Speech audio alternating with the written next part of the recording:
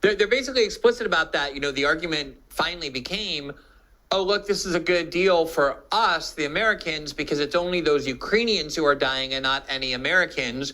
And of course, those who pointed out what you're saying from the beginning, and there were a lot of people who recognized that and said it, pretty much all of them who said Ukraine can't win, the Russians are, you know, perceiving an existential threat, they're going to go to every length to win. We're put on official lists of being Kremlin propagandists and the like, you know, because you were put on some of those, and so was I.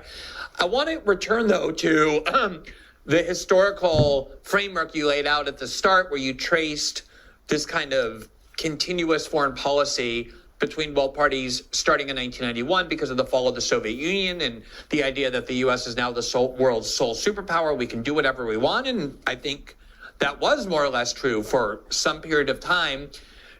Do you think that's still true? Are we still in a unipolar world where the U.S. is the sole superpower and can do whatever we want? Or how has that changed? We were never the sole superpower that could do whatever we want. We couldn't even, quote, win in Afghanistan or Iraq or Syria or Libya. We could make a colossal mess. We could kill a lot of people. We could overthrow governments, but we couldn't quite win.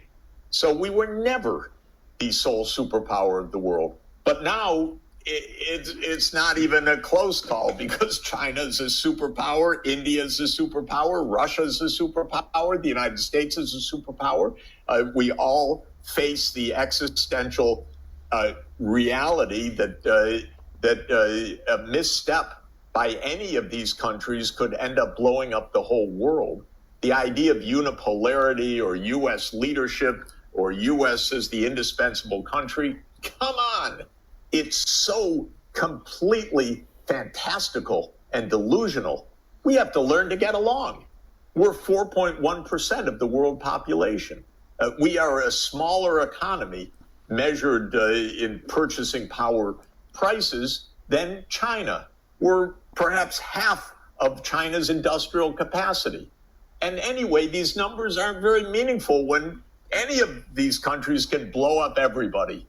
So, of course, we are not the sole superpower. We're not the leader of the world. These are delusions. Now, when an old man like Biden says them, you can kind of understand. He's living in the past. He is a delusional person at this point. This is the rhetoric of the 1990s, which was completely overblown at that point.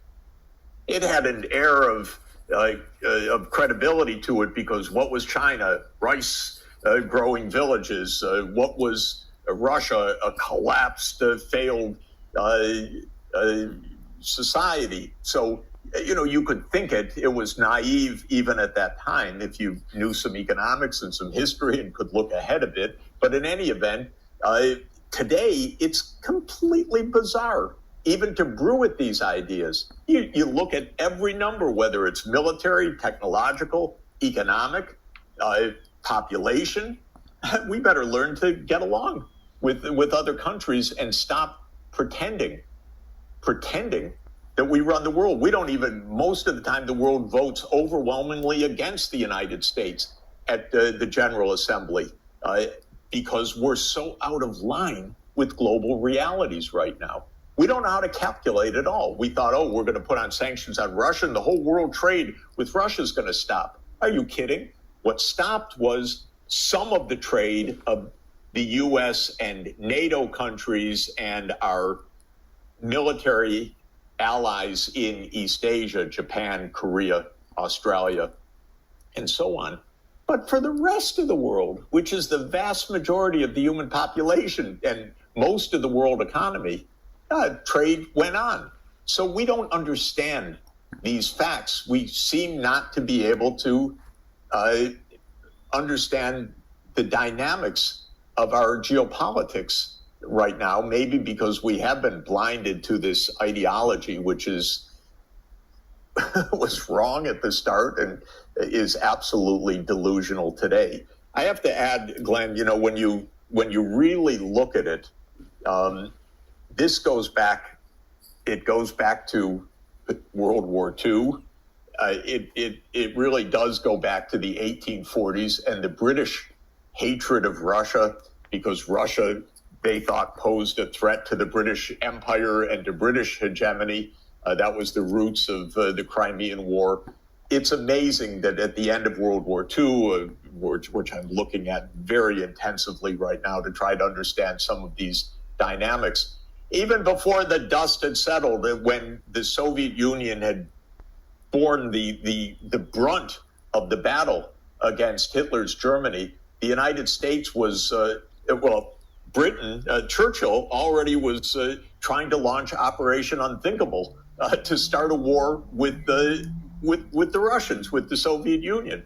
The United States started to recruit the Nazis and started to spread CIA operations across Eastern Europe without a loss of a moment, because we decided that Soviet Union was our implacable, unavoidable foe, which had just been our ally during World War II. And we've been on this business ideologically that we can't live together.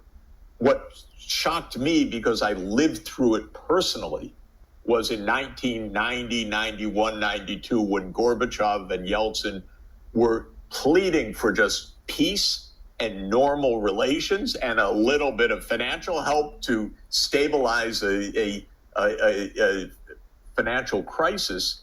The U.S. could not take peaceful cooperation for an answer. It could only take victory for an answer. And that is why we're in the mess that we're in today.